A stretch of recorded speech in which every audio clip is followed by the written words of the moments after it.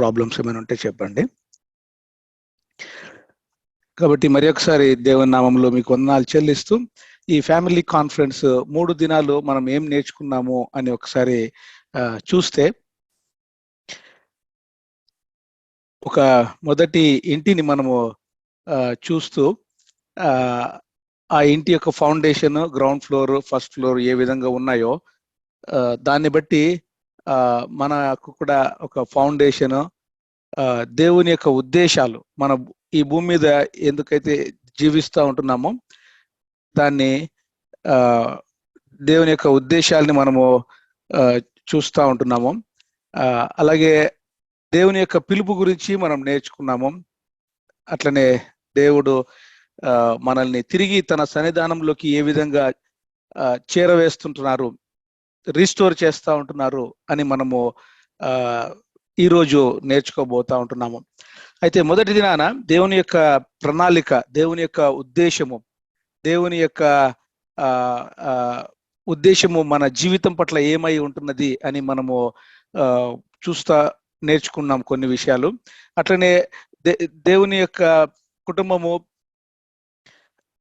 నీవు నేను ఒక భార్య భర్తలుగా, నేను నా భార్య కట్టబడుతూ దేవుని కుటుంబంలో కి మనము ఏ విధంగా తీసుకెళ్ళబడుతున్నాము అనేది కూడా కొన్ని మాటల్ని మనం గమనించాము.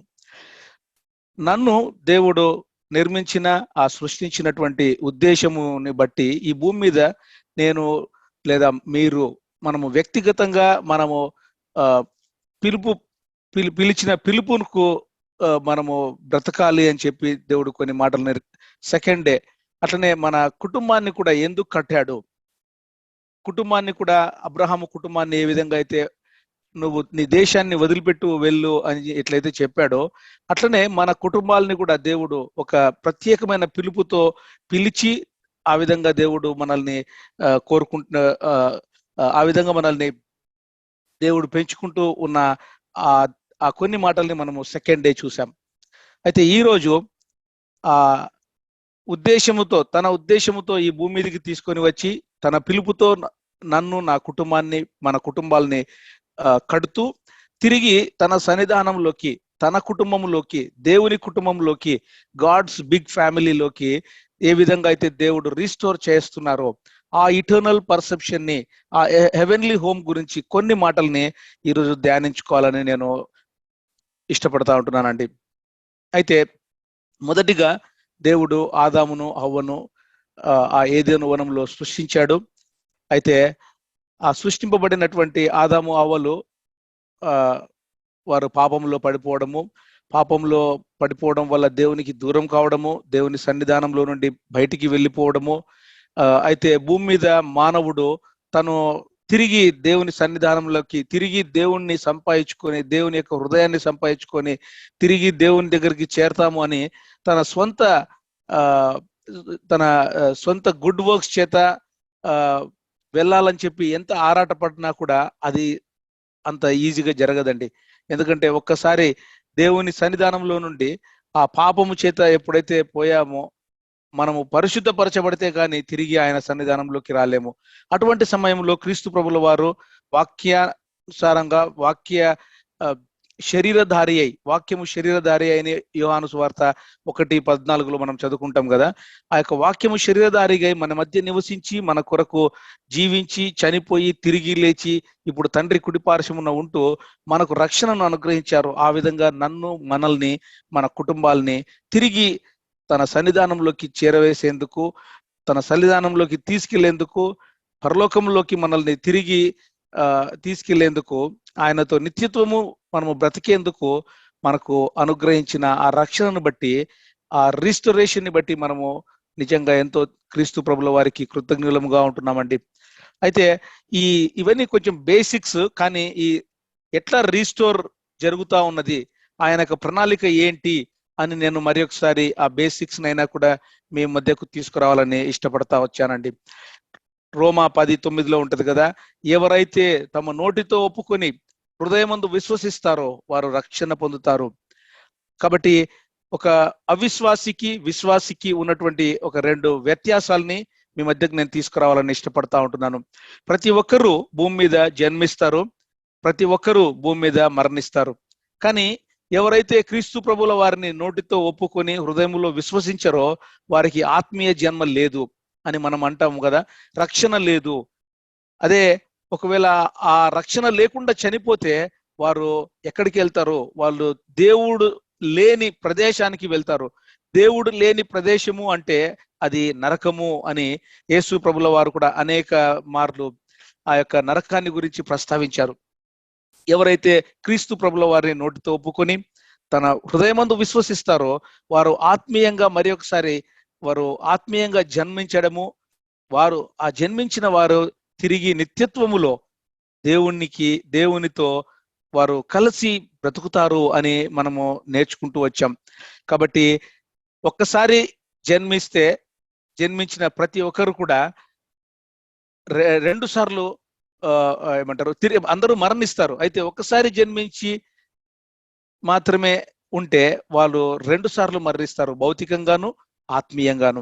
ఒకవేళ 2 సార్లు జన్మిస్తే అంటే భౌతికంగా ఆత్మీయంగా వారు ఒకేసారి మరణిస్తారు అని మనము నేర్చుకుంటా ఉన్నాం. ఈ భూమి మీద మనము బ్రతుకుతూ ఉన్న ఈ సమయాలలో మనల్ని నిజంగా మన యొక్క జీవితాలను, శరీరాలను సజీవ యాగముగా దేవునికి సమర్పిస్తూ మనం బ్రతుకుతుంటున్నామా?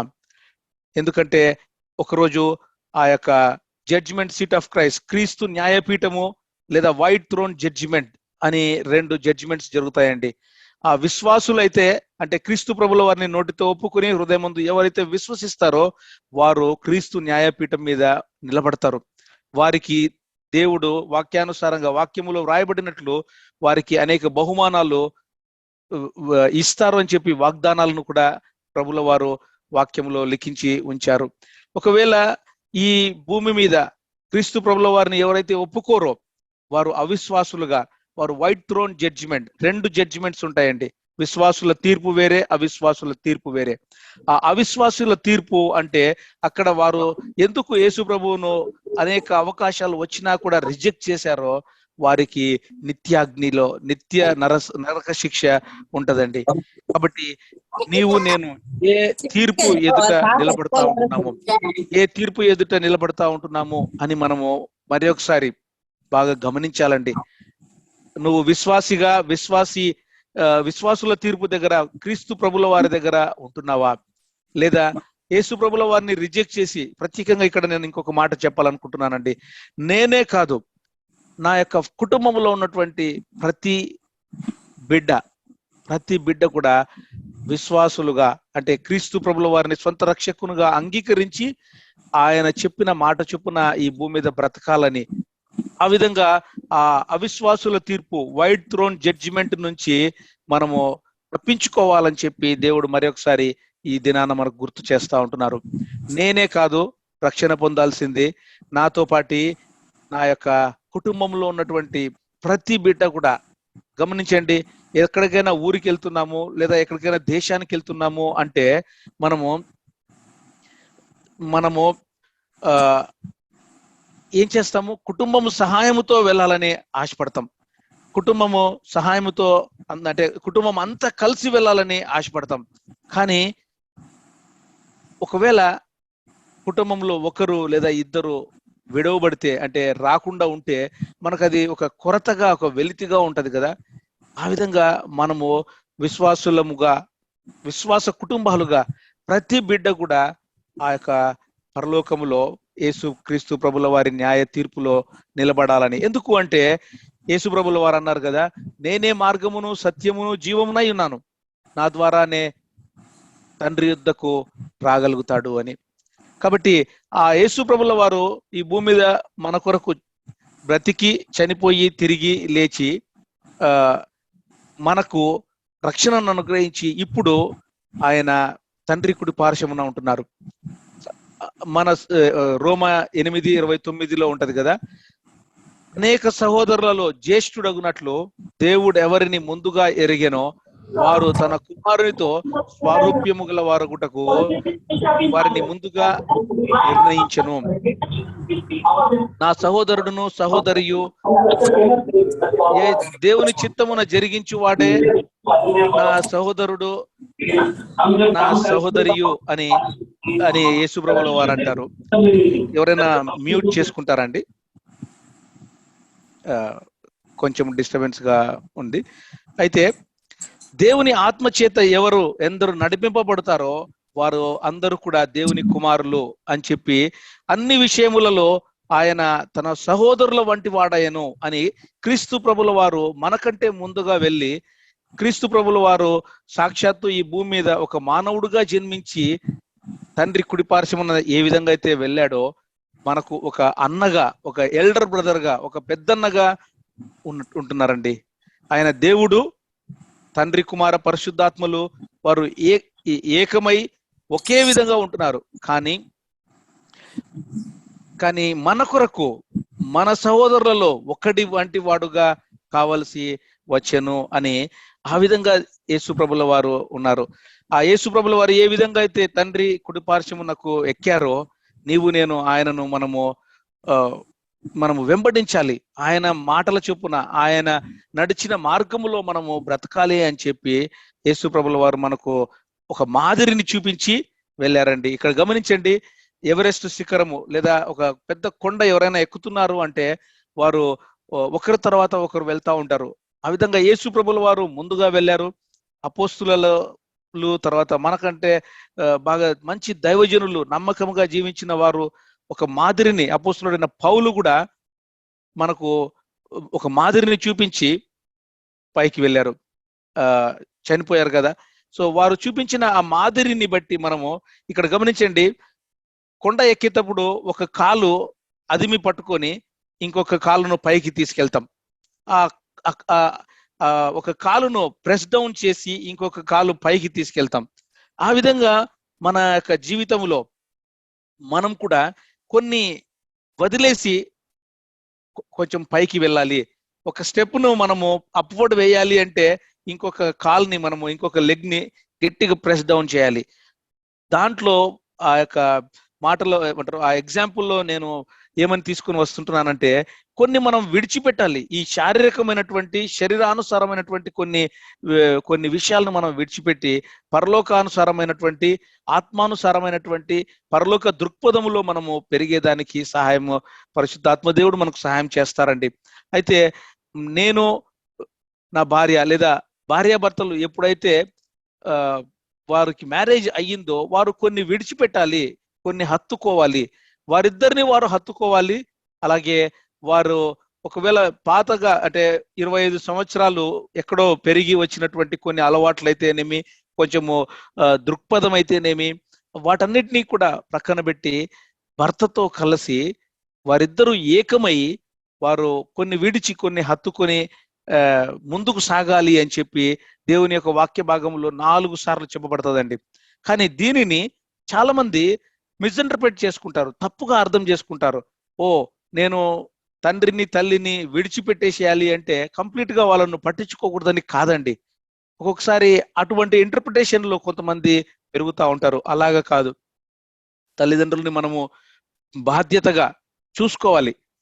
ఒకవేళ ఒకే కొడుకు లేదా ఇద్దరు కొడుకుగా ఉండి లేదా కూతుర్లు ఒకే కూతురుగా ఉండి తల్లి గాని తండ్రి గాని తల్లిదండ్రులు కానీ వాళ్ళకు ఇంకా ఎవరు లేకపోతే వారు మ్యారేజ్ చేసుకున్నాక కూడా వారు వారి కుటుంబం విషయంలో వారు భర్తతో భార్యతో ఏకీభావము కలిగి ఉంటూ తల్లిదండ్రులను కూడా బాధ్యతగా మనము చూసుకోవాల్సిన వారంగా ఉంటున్నామండి.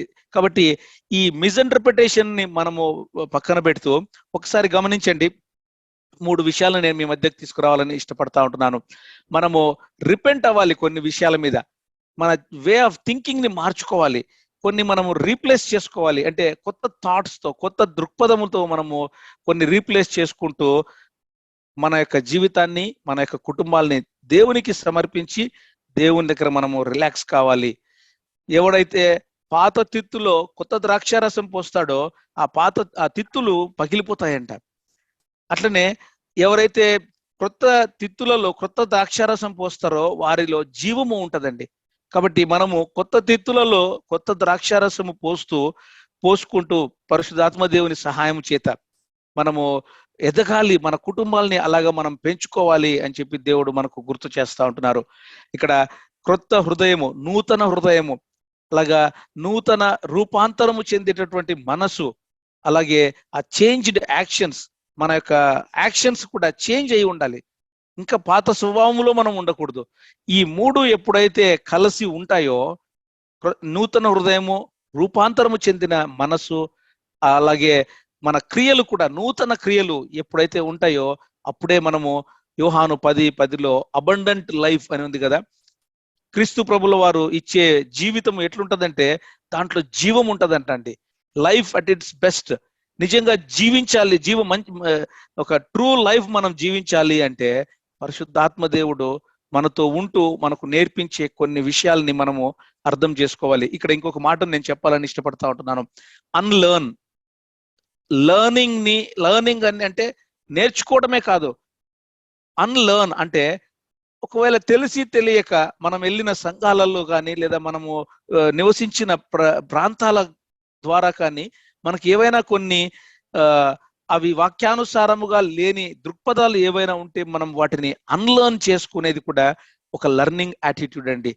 ఆ విధంగా మనము ఒక బ్రాడ్ మైండ్తో దేవుడు మనల్ని పెంచే విధానంలో మనము జాగ్రత్తగా పెరగాలి అని చెప్పి దేవుడు గుర్తు చేస్తా ఉంటున్నారు. ఈ లీవ్ అండ్ క్లీవ్ అనే ఈ టాపిక్ లో కొన్ని మాటలని నేను మీ మధ్యకు తీసుకురావాలని ఇష్టపడతా ఉంటున్నాను. అది ఒక సంబంధం నుండి మరి ఒక సంబంధమునకు, ఒక కుటుంబం నుండి మరి ఒక కుటుంబానికి, ఇక్కడ మ్యారేజ్ లో, వివాహములో రెండు కుటుంబాలను దేవుడు కలుపుతా ఉన్నారు అని కూడా మనము ఒక బ్రాడ్ మైండ్ ని మనం కలిగి ఉండాలి. కేవలము నేను నా భార్యనే కాదు, నా కుటుంబము, నా భార్య కుటుంబము, అలాగా భార్యాభర్తల రెండు కుటుంబాలను దేవుడు కలిపిన విధంగా మనము ఆ గొప్ప ఎక్స్టెండెడ్ ఫ్యామిలీని మనము నిజంగా చివరికి అందరము కూడా దేవుని బిడ్డలమే అనేది మనం ఎప్పుడు మర్చిపోకూడదు. భార్యాభర్తలు ఒకరికొకరు ప్రాథమిక వనరుల వ్యక్తులుగా మారాలి.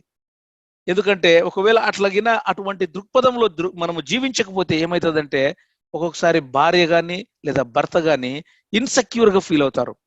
వారు ఎప్పుడు కూడా ఇన్సెక్యూర్ గా ఫీల్ కాకుండా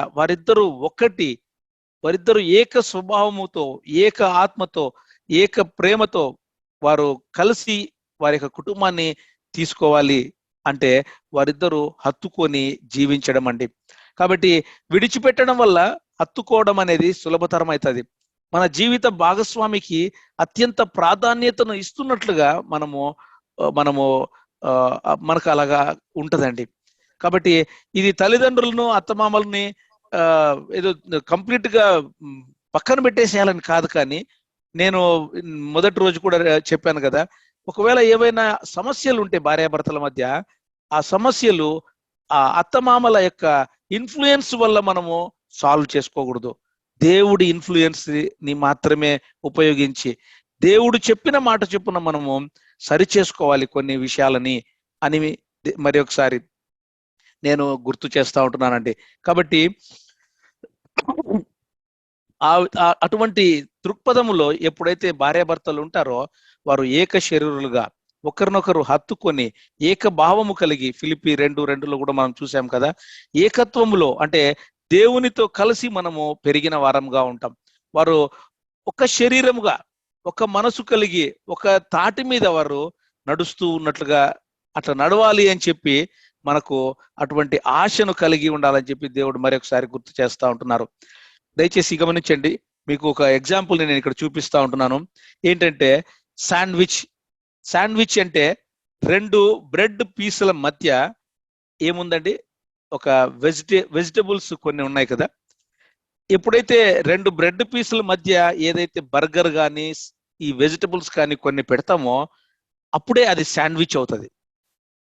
దయచేసి గమనించండి, ఒక బ్రెడ్ పీస్ భార్య, ఒక బ్రెడ్ పీస్ భర్త అయితే మధ్యలో ఉండే ఆ వెజిటబుల్స్ పరిశుద్ధాత్మ దేవుడు అని మనము గుర్తెరగాలండి. దేవుడు ఎప్పుడైతే మన భార్యాభర్తల మధ్యలో అతుక్కొని ఉంటారో అప్పుడే అది కుటుంబముగా మనము ఇది వరకు నేర్చుకున్నాం కదా. కాబట్టి ఒక శాండ్విచ్ అని పిలువబడాలి, ఒక కుటుంబం అని పిలువబడాలి అంటే భార్యాభర్తల మధ్య దేవుడు ఉండాలండి. వారు ముగ్గురు కలిసినదే కుటుంబము అని మనము మన కుటుంబాన్ని ఆ విధంగా తీసుకెళ్ళాలి.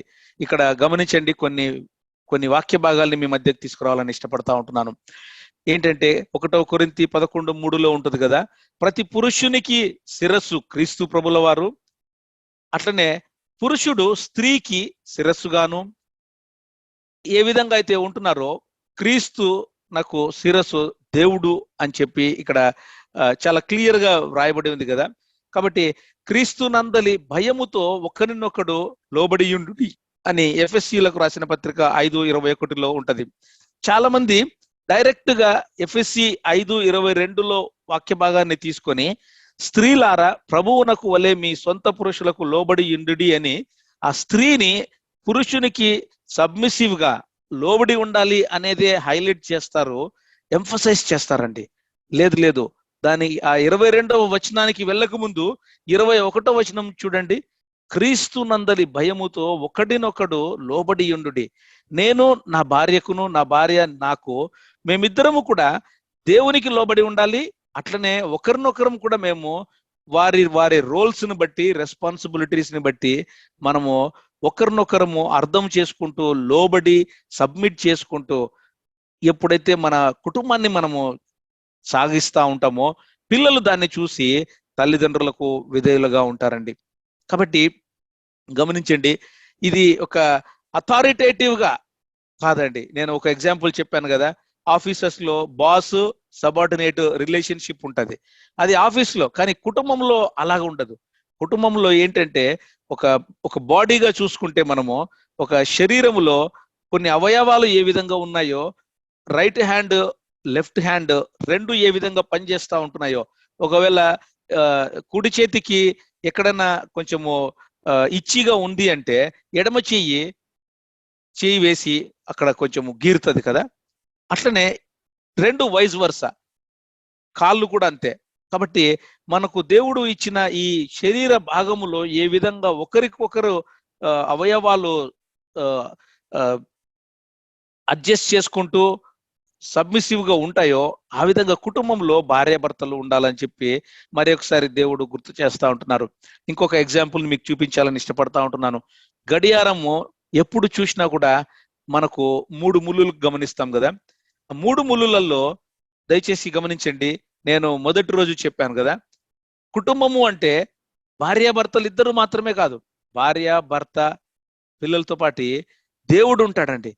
ఈ గడియారంలో 3 ముళ్ళులు ఏ విధంగా ఉంటాయో, ఒక ముళ్ళు భర్త, ఒక ముళ్ళు భార్య అయితే, ఆ సెకండ్స్ ముళ్ళు ఉంటది కదా, ఆ సెకండ్స్ ముళ్ళును నేను పరిశుద్ధాత్మ దేవుడు లేదా దేవుడుగా నేను ఒక ఎగ్జాంపుల్ గా మీకు చూపించాలని ఇష్టపడతా ఉంటున్నానండి.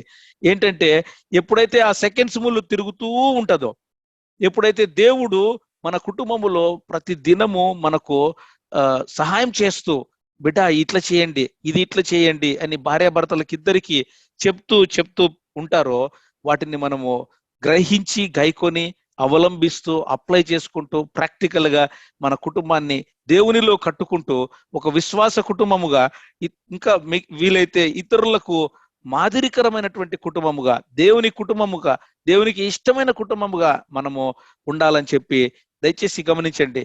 ఆ సెకండ్స్ ముళ్ళు ఎప్పుడు కొట్టుకుంటూ ఉంటది కదా, అట్లనే పరిశుద్ధాత్మ దేవుడు నిన్ను నన్ను అనేక మార్లు సంధిస్తూ ఉంటారు. ఉదయకాలం లేచిన వెంటనే, బిడ్డ ఇదిగో నేను వెయిట్ చేస్తున్నాను, నాకు వాక్యం చదువుకో, కుటుంబ ప్రార్థన చేసుకో. దయచేసి గమనించండి, కుటుంబ ప్రార్థనకు నేను ఇంకొక ఎగ్జాంపుల్ చెప్పాలని ఇష్టపడతా ఉంటున్నాను.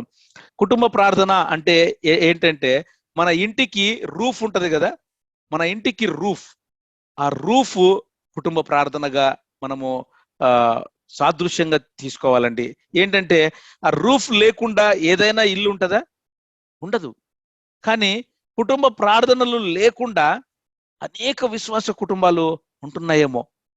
మన సంఘములో ప్రతి విశ్వాసి కుటుంబముకు ఆ కుటుంబ ప్రార్థన ఆల్టర్, ఆ బలిపీఠము, కుటుంబ ప్రార్థన ఒక బలిపీఠముగా ప్రతి దినము మనము పొద్దున లేదా రాత్రి, ఒకవేళ వీలైతే ఏదో ఒక పూట ప్రతి దినము కూడా మనము ఆ యొక్క కుటుంబ ప్రార్థనను కలిగి ఉండాలండి. అప్పుడే దేవుని సన్నిధానమును లేదా దేవుని సన్నిధిని మనము అనుభవిస్తూ ఉంటామండి. ఆదికాండము 2:7 దేవుడు ఆ యొక్క నాసికా రంధ్రములలో ఆ యొక్క ఆదాముకు తన యొక్క జీవాత్మను ఊదినప్పుడు ఆ యొక్క జీవ వాయువును కలిగిన విధంగా మనము ఆదామును చూస్తున్నాం కదా. గాడ్ బ్రీత్డ్ ఇంటూ యాడమ్ అని ఉంటది. అట్లనే మనము గమనిస్తే క్రీస్తు ప్రభుల వారు ఆరోహణమైన 50వ దినమున పరిశుద్ధాత్మ దేవుడు ఈ భూమి మీదికి నీలోను నాలోను ప్రతి విశ్వాసి హృదయంలోను ఉండునట్లుగా ఎప్పుడైతే యేసు ప్రభుల వారు ఆరోహణమయ్యారో, నేను మిమ్మల్ని ఒంటరిగా వదలడం లేదు, నేను మిమ్మల్ని అనాథలుగా వదలడం లేదు, మీకు ఒక హెల్పర్ని, మీకు ఒక కంఫర్టర్ని నేను ఇస్తుంటున్నాను అని చెప్పి తండ్రి యొద్ద నుండి పరిశుద్ధాత్మ దేవుణ్ణి నీకు నాకు అనుగ్రహించారండి. ఆ పరిశుద్ధాత్మ దేవుణ్ణి కలిగి ఉంటున్న నీవు నేను ఏ విధంగా బ్రతుకుతా ఉంటున్నాం? ఆదికాండము 2:18 ఉంటది కదా, నరుడు ఒంటరిగా ఉండుట మంచిది కాదు అని చెప్పి ఒక సాటి అయిన సహాయాన్ని ఆదాముకు దేవుడు హవ్వను క్రియేట్ చేశాడు. అట్లనే నేను కూడా ఒంటరిగా ఉండకుండా ఉండేదానికి నాకు అంటూ ఒక భార్యను ఇచ్చి నన్ను కంప్లీట్ చేశాడండి. ఒకవేళ దేవుడు అనుకున్నాడేమో, వీడు ఒక్కడైతే నా దగ్గరికి రాలేడు, వీడికి ఒక సహాయం కావాలి అని చెప్పి నా భార్యని ఇచ్చాడేమో. అదేవిధంగా మనము భార్య భర్తలముగా మనం ఎట్లా అర్థం చేసుకోవాలంటే, మనం ఒకరము జీవించలేమేమో చక్కగా, మనకు ఒకరు సాటి అయిన సహాయం కావాలని మనకు స్పౌజ్ని ఇచ్చారేమో. కాబట్టి అర్థం చేసుకొని ఇద్దరు కలిసి ఆ విధంగా కుటుంబాన్ని కట్టాలి అని చెప్పి ఆ స్పౌజ్ని సాటి అయిన సహకారముగా మనకు అనుగ్రహించారండి. భర్త భార్యకును, భార్య భర్తకును. అది మనకు ఒక ఎత్తు అయితే, ఇక్కడ నేను ఒక్కసారి ఇంకొక సాదృశ్యమైన వాక్యాన్ని నేను మీకు తీసుకురావాలని, కాంట్రాస్ట్ డిఫరెన్స్ మీకు తీసుకురావాలని ఇష్టపడతా ఉంటున్నాను. ఈ పరిశుద్ధాత్మ దేవుని గురించిన మన పరిచర్యను మనము లోతుగా నేర్చుకున్న సమయాలలో దయచేసి గమనించండి. యోహాను సువార్త 15:26 ఉంటది కదా, తండ్రి యొద్ద నుండి మీ యొద్దకు నేను పంపబోవు ఆదరణకర్త, అనగా తండ్రి యొద్ద నుండి బయలుదేరే సత్యస్వరూపి అయిన ఆత్మ వచ్చినప్పుడు మిమ్మల్ని సత్యంలోకి నడిపిస్తాడు, నా గురించి సాక్ష్యం ఇస్తాడు అని చెప్పి యేసు ప్రభుల వారు తన యొక్క మాటలను చెప్పారు కదా యోహాను సువార్తలో. కాబట్టి యేసు ప్రభుల వారు ఎప్పుడైతే ఆరోహణం అయిపోయి తండ్రి యొద్దకు వెళ్ళిపోయాడో, దయచేసి గమనించండి, మన కొరకు the third person of the Trinity పరిశుద్ధాత్మ దేవుడు మన హృదయంలోకి, మన జీవితాలలోకి, మన కుటుంబాలలోకి వచ్చి మనకు సహాయం అనుగ్రహిస్తూ మనల్ని పెంచుతా ఉన్నారండి. ఆ క్రీస్తు ప్రభుల వారి గురించి చెప్తూ క్రీస్తు ప్రభుల వారి స్వరూపములోకి మనల్ని తీసుకెళ్తా ఉన్నారండి. కాబట్టి ఇక్కడ నేను ఎప్పుడైతే మనము యేసు ప్రభుల వారిని అంగీకరిస్తామో పరిశుద్ధాత్మ దేవుడు మన హృదయంలోకి వస్తారు. అయితే అప్పుడు మనము ఆత్మపూర్ణులమై ఉంటామంట. మనము ఆత్మపూర్ణులై ఉండాలి, filling of the holy spirit. దయచేసి గమనించండి, ఇక్కడ ఇంకొక ఎగ్జాంపుల్ నేను చెప్పాలని ఇష్టపడతా ఉంటున్నాను. కార్కు కానీ లేదా 2-వీలర్కి కానీ మనము gas one time forever పట్టించుకుంటామా? లేదు కదా. ప్రతి దినము లేదా గ్యాస్ అయిపోయిన సమయం అంతా కూడా వెంటనే మనము గ్యాస్ నెల్లి పట్టించుకుంటాం, లేకపోతే బండి నడవదు. ఆ విధంగా క్రీస్తు ప్రభుల వారిని అంగీకరించిన నీవు నేను రక్షణ పొందిన దినంలో ప్రభుల వారిని మనము ఎప్పుడైతే అంగీకరిస్తామో పరిశుద్ధాత్మ దేవుడు మనలో ఉంటారో, అయితే మనము మన సెల్ఫ్ను తగ్గించుకోవాలి. మన సెల్ఫ్ను తగ్గించుకొని అంచెలంచెలుగా మనము ఎదుగుతూ ఉండాలి. ఎప్పుడైతే మనము ఆ ఎల్కేజీ, యూకేజీ, అట్లనే హయ్యర్ ఎడ్యుకేషన్, ఇంకా యూనివర్సిటీకి ఎదగాలని ఆశపడతామో, ఆత్మీయంగా కూడా మనము పరిశుద్ధాత్మ దేవునికి ఎక్కువ స్థానం ఇస్తూ పరిశుద్ధాత్మ దేవుడు చెప్పే విధంగా మనము విధేయతగా మనము బ్రతకాలి అని చెప్పి ఇక్కడ నేను చిన్న ఎగ్జాంపుల్ని మీకు చూపిస్తా ఉంటున్నానండి. కాబట్టి దయచేసి గమనించండి, ఈ యొక్క టార్చ్ లైట్ ఉంది, టార్చ్ లైట్ పని చేయాలి అంటే బ్యాటరీ ఉండాలి. మనకు కూడా మన జీవితంలో మనము బ్రతకాలి, అనుదినము మనము బ్రతకాలి, మనలో జీవం ఉండాలి అంటే మనలో పరిశుద్ధాత్మ దేవుడు నింపబడుతూ, మనము ఎప్పుడు కూడా పరిశుద్ధాత్మ దేవుని చేత నింపబడుతూ ఆయన నడుపుదల చేత మనము బ్రతకాలని చెప్పి దేవుడు గుర్తు చేస్తా ఉంటున్నారు. ఇక్కడ పర్సనల్ గా నేను ఒక మాట చెప్పాలని ఇష్టపడతా ఉంటున్నాను. అప్పుడప్పుడు మనకు అనిపిస్తుంది కదా, అదే ఏంటో నాకు వెలితిగా ఉంది, నేను మంచి బిర్యానీ తిన్నా, నాకేదో హృదయంలో ఒక తృప్తి లేని సమయాలుగా ఉన్నాయి, ఏంటో నాకు కొరతగా ఉంది అని ఎప్పుడైతే మనకు అనుభవిస్తుందో, నాకు ఎప్పుడైతే అట్లాంటి సమయాలలో గుండా నేను వెళ్తా ఉంటున్నానో వెంటనే నేను మోకరించి, దేవా మేబీ ఒకవేళ నాకు మీకు మధ్యలో ఏదైనా పాపం అడ్డం వస్తుందేమో, దయచేసి మన్నించి నన్ను క్షమించి పరిశుద్ధాత్మ దేవా మీరు నా జీవితాన్ని మీ కంట్రోల్లోకి తీసుకోండి అని మనం మోకరించి దేవునిని మనం కోరుకోవాలండి. అప్పుడు ఆ పరిశుద్ధాత్మ దేవుడు మన జీవితాన్ని నడిపిస్తే, మన కుటుంబాన్ని నడిపిస్తే నిజంగా దాంట్లో ఉన్న తీపి చాలా అనుభూతిగా, ఆ అనుభూతి చాలా డిఫరెంట్ గా ఉంటదని నేను అనుభవిస్తూ మీతో కొన్ని మాటలు నేను చెప్తా ఉంటున్నానండి. చాలా సార్లు కొంతమంది బిలీవర్స్ ఎట్లా ఉంటామంటే, మనం అందరం కూడా విశ్వాసులు దేవుణ్ణి ఎక్కువ కలిగి ఉండాలి, దేవుణ్ణి ఎక్కువ కలిగి ఉండాలి అని ఆశపడతా ఉంటాం. కానీ అంతకంటే ఎక్కువగా మనము దేవుని కంట్రోల్లో, లేదా దేవునికి సరెండర్ అయ్యి, లేదా దేవునికి కంప్లీట్ గా సబ్మిసివ్ గా మనల్ని మనం సరెండర్ చేసుకొని, let God have more of me అన్నటువంటి ఆ దృక్పథంలోకి వెళ్ళాలి అని నేను ఇక్కడ మీకు కొన్ని పిక్టోరియల్ గా మీకు చూపించాలని ఇష్టపడతా ఉంటున్నాను. కాబట్టి నేను దేవుణ్ణి ఎంత కలిగి ఉండాలి అనే దానికంటే, దేవుడు నన్ను కంప్లీట్ గా తన కంట్రోల్లోకి తీసుకొని, గాడ్ హ్యావింగ్ మోర్ ఆఫ్ మీ అంటే నా యొక్క ప్రతి అంశము, నా కుటుంబంలో ఉండే ప్రతి అంశము దేవునికి అప్పగించి, దేవుడు లీడ్ చేసే విధంగా, దేవునికి డ్రైవింగ్ సీట్ ఇచ్చేసి, దేవుడు ప్రతిదీ కంట్రోల్ చేసే విధంగా మనము ఆయన కంట్రోల్లోకి వెళ్ళాలి. అటువంటి స్టెప్ బై స్టెప్ గా మనము ఎదుగుతూ ఆ పరలోకపు దృక్పథాన్ని మనము కలిగి జీవించాలి అని. అప్పుడే కదా భలా మంచి నమ్మకమైన నా దాసుడా, ఇదిగో నువ్వు నమ్మకంగా ఉన్నావు కాబట్టి నీకు నేను అనేక పట్టణాలకు అధికారిగా ఇస్తాను అని చెప్పి ఆ పారబుల్ విషయంలో చెప్తారు కదా. కాబట్టి అట్లనే ఇదిగో నా ప్రియ కుమారుడు అని యేసు ప్రభుల వారి గురించి ఆ బాప్తిసం తీసుకున్నప్పుడు మాట ఏ మాట అయితే వినపడిందో, నీ గురించి నా గురించి ఆ మాట వినపడుతుందా? ఆ మాట వినపడేటట్లుగా మనం బ్రతకాలని చెప్పి దేవుడు గుర్తు చేస్తా ఉంటున్నారండి.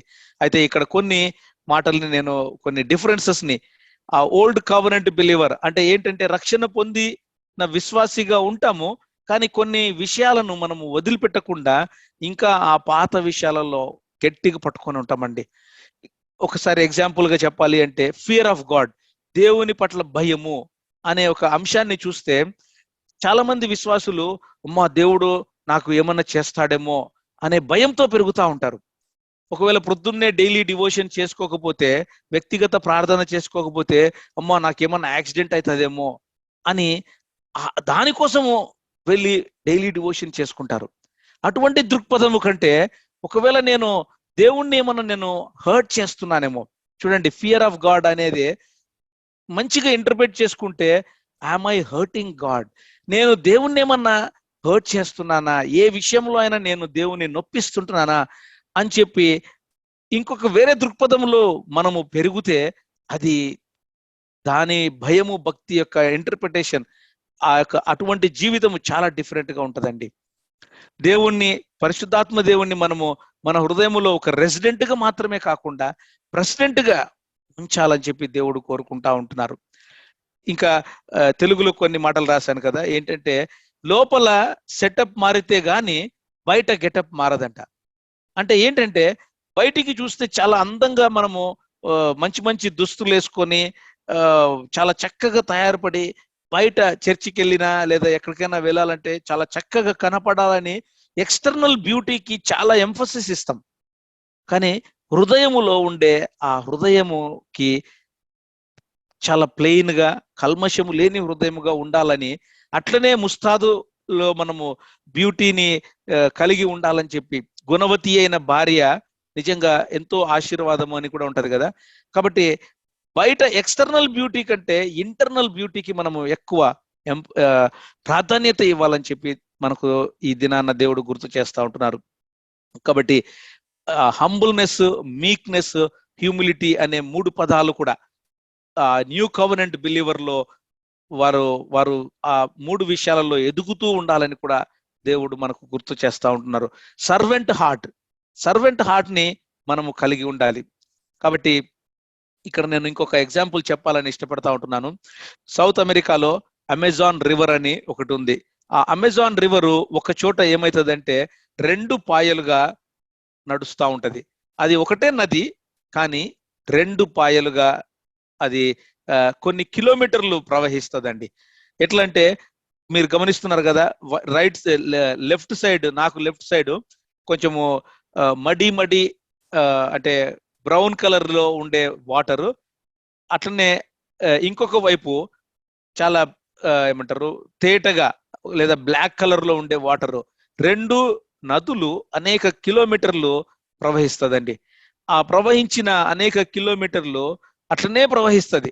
ఇక్కడ నేను ఒక ఒక సాదృశ్యంగా ఏం చెప్పాలని ఇష్టపడతా ఉంటున్నానంటే, భార్యాభర్తలు స్త్రీ పురుషులను దేవుడు వేరువేరుగా సృష్టించినప్పటికీ వారి యొక్క నీడ్స్, లైక్స్, వారి యొక్క రోల్స్, రెస్పాన్సిబిలిటీస్, వారి యొక్క ఏమంటారు ఇష్టాగోష్ఠులు వేరే వేరేగా ఉండినప్పటికీ కుటుంబముగా వారు కొన్ని సంవత్సరాలు ఈ భూమి మీద వారి యొక్క కుటుంబ జీవితాన్ని దేవుని కంట్రోల్లో, దేవునితో కలిసి వారు జీవిస్తూ ఉంటారండి.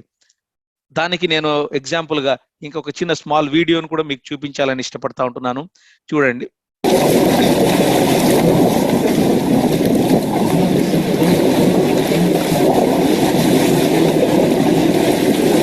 ఒకవేళ సౌండ్ వస్తుందో లేదో.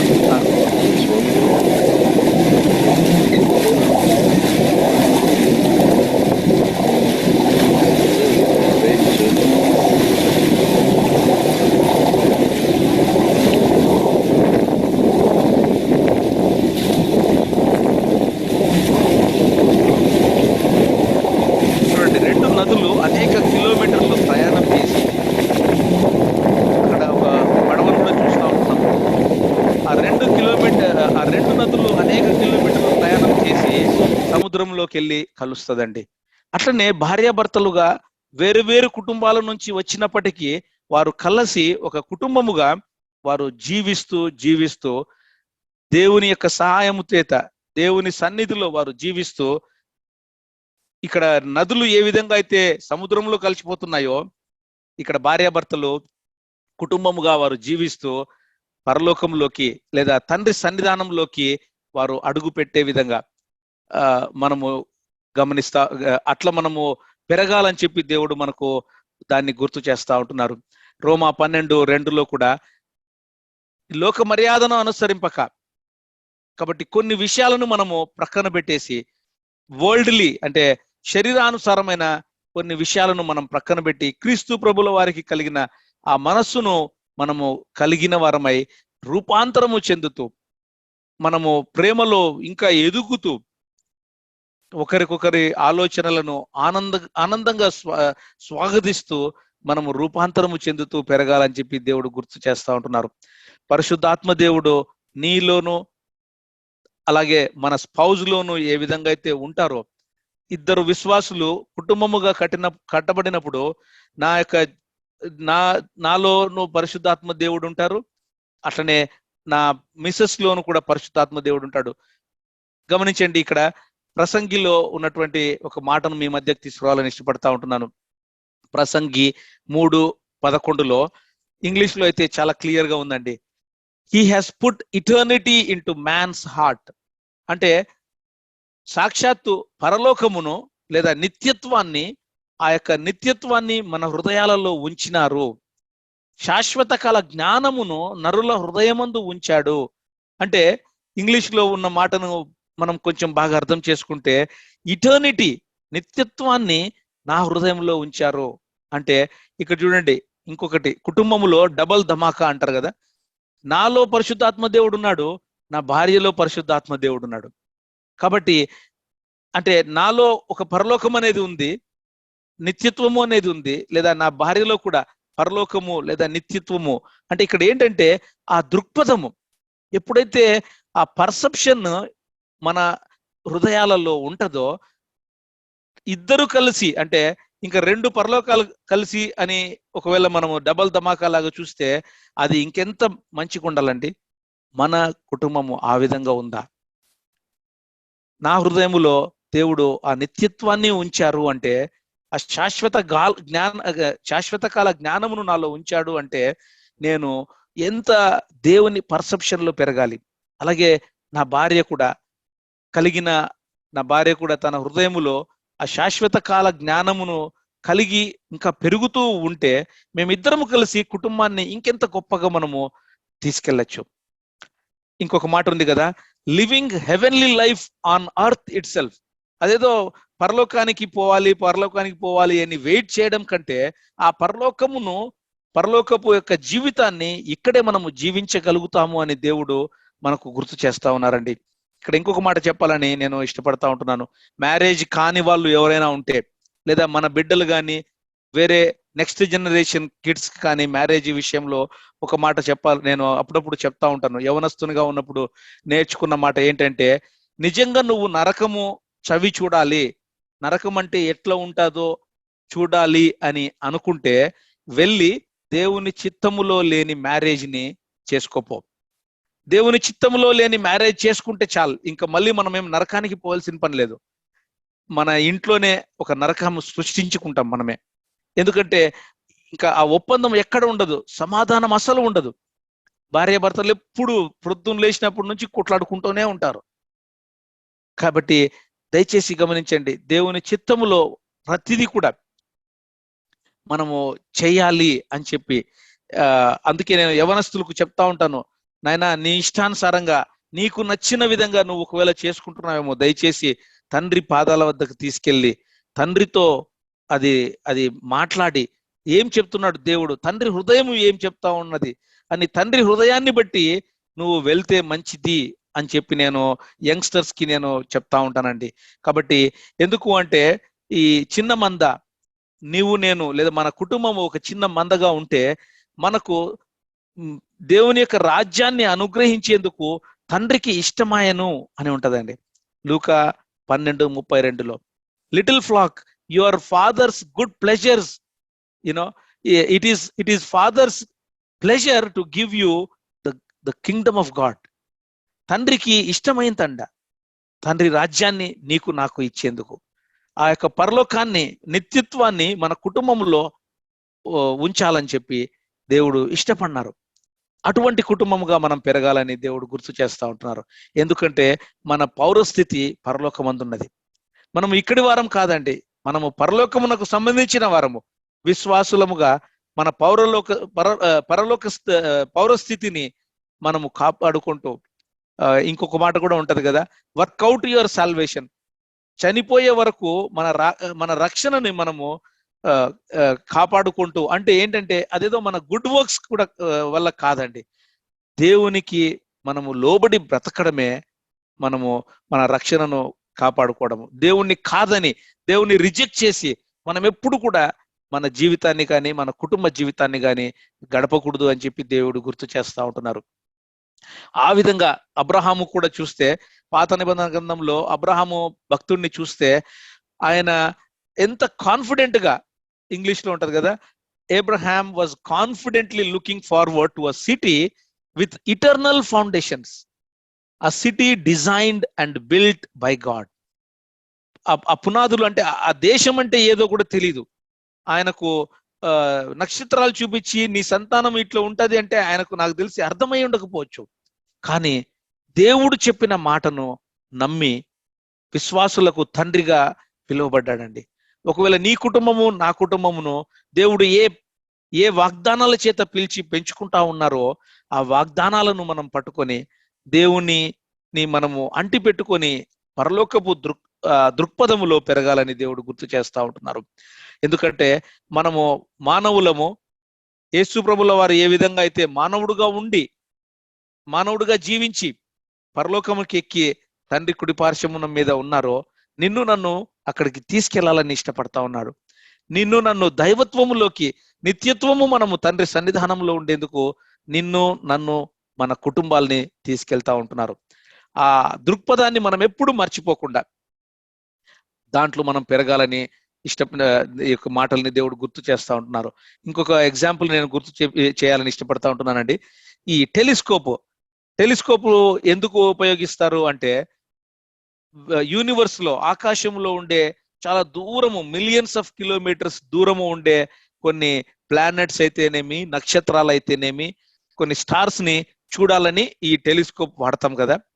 కానీ ఇక్కడ ఒక మాటను దేవుడు గుర్తు చేస్తా ఉంటున్నారు.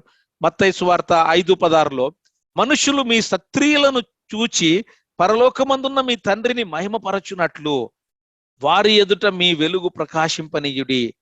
ఒకవేళ నీవు నేను ఒక టెలిస్కోప్ లాగా పరలోకంలో ఉన్నటువంటి దేవుణ్ణి, లేదా కనబడనటువంటి ఆ యొక్క దేవుణ్ణి, అదృశ్యముగా ఉన్నటువంటి ఆ దేవుణ్ణి సాక్షాత్తు నీవు నేను ఇతరులకు చూపించాలి అంటే, ఒకవేళ నిన్ను నన్ను దేవుడు ఒక టెలిస్కోప్ లాగా వాడుకోవాలి అంటే నువ్వు రెడీగా ఉన్నావా?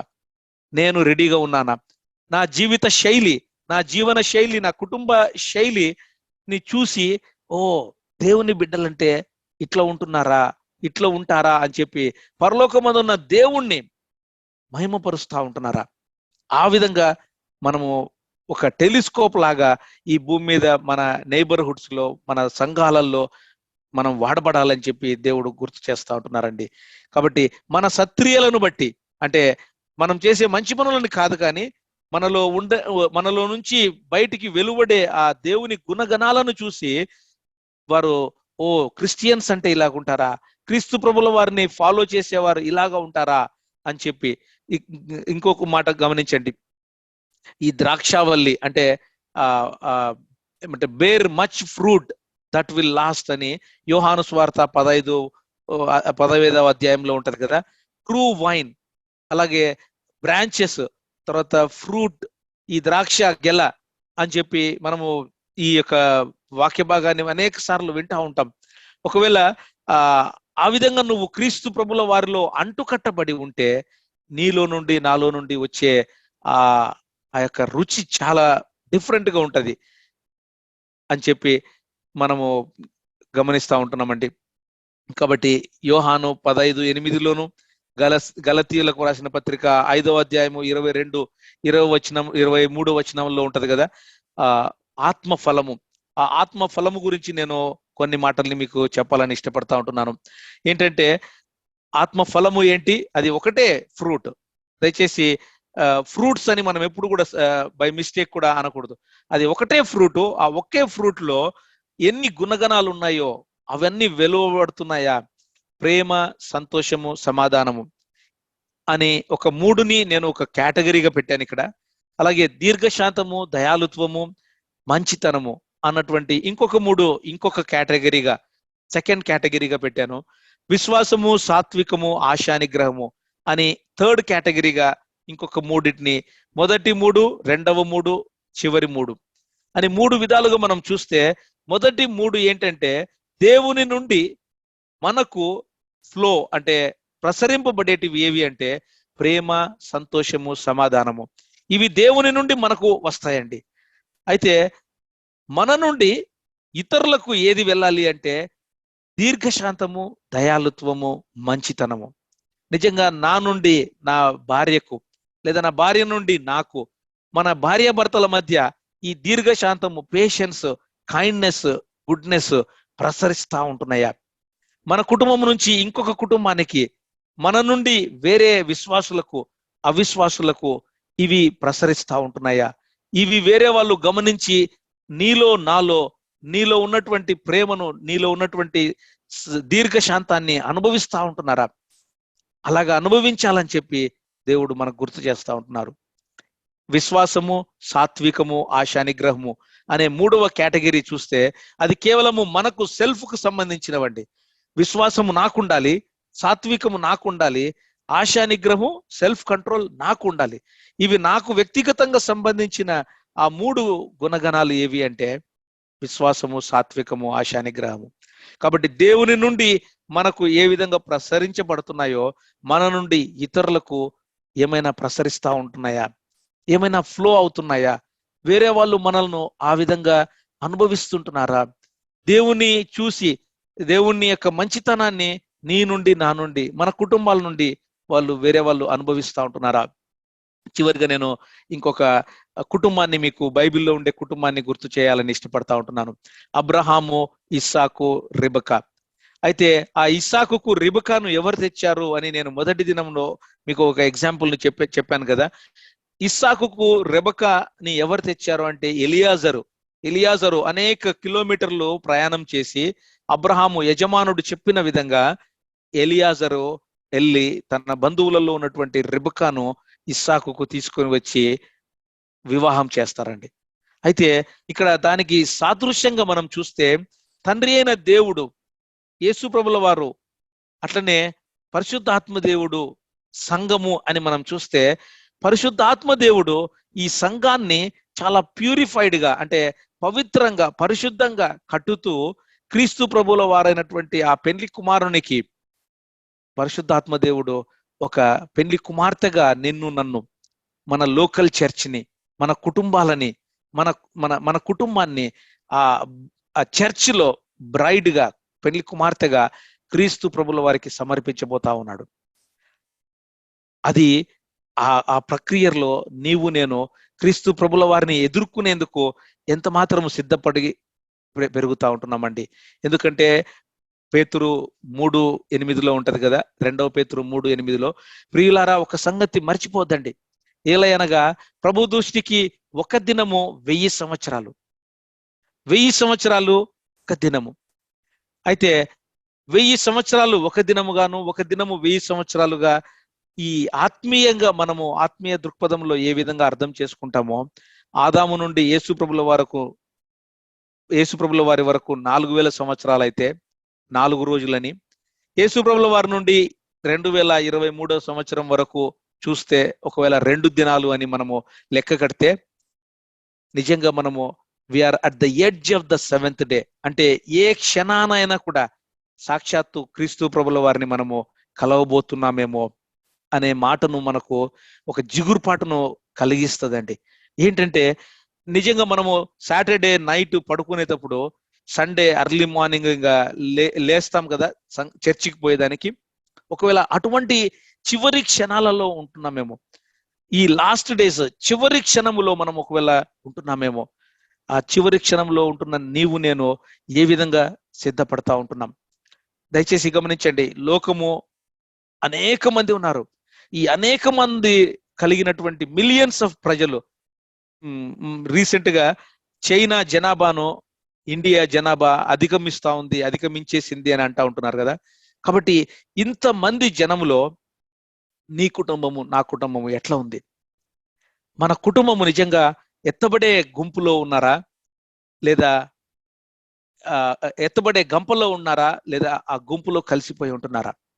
దయచేసి గమనించండి, నీవు నేను, లేదా నీ కుటుంబము నా కుటుంబము. మన కుటుంబము అంటూనే నా కుటుంబంలో ఉన్నటువంటి ప్రతి బిడ్డ కూడా క్రీస్తు ప్రభువుల వారిని అంగీకరించి ఆ గంపలో, అంటే ఆ ఎత్తబడే గుంపులో ఉంటూ పరలోకంలో దేవుని సన్నిధానంలో నిత్యము ఉండాలని చెప్పి, ఆ యొక్క పెళ్లి కుమార్తె ఎప్పుడైతే పెళ్లి కుమారుడు పెళ్లి కుమార్తె ఆ వివాహానికి సిద్ధపడుతూ ఉంటారో, గొర్రెపిల్ల పెండ్లి విందుకు పిలువబడిన వారు ధన్యులని వ్రాయము అని ప్రకటన గ్రంథము 19:9 మనం చూస్తూ ఉంటున్నాం కదా. కాబట్టి ఇది యథార్థమైన మాటలు, ఇవి నా మాటలు కాదండి. ఈ ప్రకటన గ్రంథములో యోహాను భక్తుడు రాసినటువంటి ఆ యొక్క మాటల్ని చూస్తే దేవుని మాటలు ఇవి. ఇది యథార్థమైన మాటలు. These are true, these are going to happen in any time. ఒకవేళ ఈ దినమైనా జరగచ్చు, లేదా రేపైనా జరగచ్చు, లేదా నెక్స్ట్ మంత్ అయినా జరగచ్చు. ఆ పెండ్లి కుమారుడు పెండ్లి కుమార్తె కలబోయే ఆ గొర్రె పిల్ల పెండ్లి విందుకు నీవు నేను పిలువబడిన వారి లెక్కలో ఉంటున్నామా? నీ కుటుంబంలో ఉన్నటువంటి బిడ్డలు, తల్లిదండ్రులు, మన అత్తమామలు, ప్రతి ఒక్కరు కూడా, కుటుంబము అంటే ఏదో నేను, నా భార్య, నా బిడ్డలే కాదండి. బిగ్గర్ పిక్చర్ లో చూస్తే దేవుడు 2 కుటుంబాలను కలిసిన ఆ ఎక్స్టెండెడ్ ఫ్యామిలీని కూడా, వారి గురించి కూడా మనం ప్రార్థన చేస్తూ, అట్లా విశ్వాసుల కుటుంబాలుగా కొన్ని కుటుంబాలు కలిసిన లోకల్ చర్చ్, షాలోమ్ ఫెలోషిప్, ఆ సంఘములో ఉన్నటువంటి ప్రతి బిడ్డ కూడా ఆ గొర్రెపిల్ల పెండ్లి విందుకు పిలువబడిన వారిలో ఉండాలని, ఎత్తబడే గుంపులో ఉండాలని, క్రీస్తు ప్రభుల వారితో నిత్యము జీవించాలని చెప్పి, నిత్యత్వములో ఉండాలని దేవుడు కోరుకుంటూ మనల్ని ఈ ఫ్యామిలీ కాన్ఫరెన్స్ లో ఒక్కసారి 3 దినాలు మనం ఏం నేర్చుకున్నాము అని చూస్తే దయచేసి గమనించండి. దేవుడు నన్ను, నిన్ను, నా కుటుంబాన్ని ఈ భూమి మీద ఎందుకు ఎస్టాబ్లిష్ చేశాడు, ఆయన ప్రణాళికలు, ఆయన ఉద్దేశాలు, మ్యారేజ్ అంటే ఏంటి, ఎందుకు కలిపాడు, ఎట్లా కలిపాడు అని మొదటి దినంలో మనం నేర్చుకున్నాం. అయితే ఆ రక్షణ ఇచ్చి పిలిచిన పిలుపునకు తగినట్లుగా మనం బ్రతుకుతుంటున్నామా? నా కుటుంబాన్ని కెనడా దేశంలో ఇక్కడ ఈ ప్రాంగణంలో ఉంచాడు అంటే ఈ నైబర్హుడ్ కి, ఈ లోవర్ మెయిన్ ల్యాండ్ కి నేను నిజంగా ఏమైనా దేవుని కార్యాలని జరిగించే దేవుని బిడ్డ, దేవుని కుటుంబముగా వెలుగుతూ ఉంటున్నానా అని నేను ప్రతి క్షణము, ప్రతి దినము చెక్ చేసుకుంటూ ఉండాలి. తండ్రి పనికి నేను ఏదైనా దోహదపడుతున్నానా లేదా అడ్డం వస్తుంటున్నానా? అభ్యంతరాలు రాక తప్పవు, కానీ అభ్యంతరాలు ఎవరి వలన వస్తాయో వారికి తిరుగటి రాయి కట్టి సముద్రంలో పడవేయుడి అని చెప్పి వాక్య భాగం ఉంటది కదా. కాబట్టి దేవునికి కోఆపరేటివ్ గా నీవు నేను ఆ unity in Christ and the church, క్రీస్తు ప్రభుల వారికి లేదా పరిశుద్ధాత్మ దేవునికి మనము కోఆపరేట్ చేస్తూ ఒక పార్ట్నర్ గా ఆ తండ్రి రాజ్యానికి దోహదపడుతూ ఉంటున్నామా? మనం మాత్రమే పరలోకములోకి, మనం మాత్రమే నిత్యత్వములో తండ్రి రాజ్యములో ఉండాలనేదే కాకుండా మన కుటుంబము, మన యొక్క ఎక్స్టెండెడ్ ఫ్యామిలీస్, అలాగే మన ఫెలోషిప్, మన సంఘము, యూనివర్సల్ సంఘములో క్రీస్తు ప్రభుల వారికి కాబోయే భార్యలో మనమందరము కూడా కలిసి దేవుని సన్నిధానంలో దేవునితో నిత్యము బ్రతకాలని చెప్పి దేవుడు మనకు ఈ 3 దినాల కాన్ఫరెన్స్ లో నేర్పించిన ఈ మాటల్ని మనం నెమరు వేసుకుంటూ మన దృక్పథాన్ని కొంచెము మార్చుకొని, పాతవి ఏవైనా ఉంటే పాతవి గతించెను, ఇదిగో క్రొత్తవాయను, నూతనమాయను, క్రీస్తు ప్రభులో మనము పెరుగుతూ ఒక డిఫరెంట్ పర్సెప్షన్ లో, ఇటర్నల్ పర్సెప్షన్ లో, ఒక దేవుని కుటుంబంలోకి అంటుకట్టబడుతూ హెవెన్లీ ఫ్యామిలీలో ఉండాలని చెప్పి దేవుడు గుర్తు చేస్తూ ఉంటున్నారండి.